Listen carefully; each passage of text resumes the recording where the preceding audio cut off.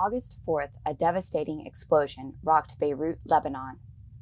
The blast killed more than 100 people and injured thousands. The explosion likely originated at a warehouse that stored thousands of tons of ammonium nitrate, a fertilizer chemical. Ammonium nitrate is a salt made from ammonium and nitric acid, and it's highly explosive. It can be made cheaply, and it's often used to increase the nitrogen content of fertilizers. But it has a dangerous downside. It's an oxidizer, which means it removes electrons from other molecules. That means it makes more oxygen available for burning fuels.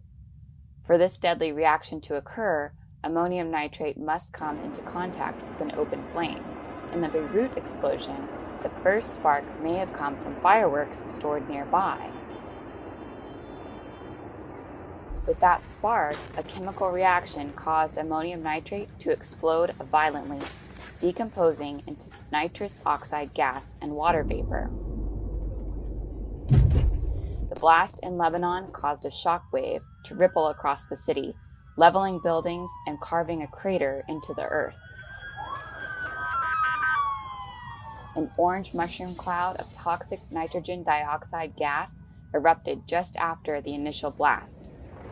Ammonium nitrate has caused other deadly accidents before.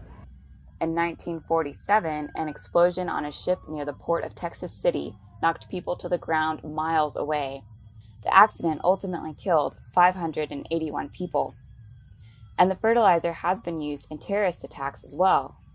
In 1995, Timothy McVeigh and Terry Nichols packed ammonium nitrate fertilizer into trucks and bombed a federal building in Oklahoma City, killing 186 people.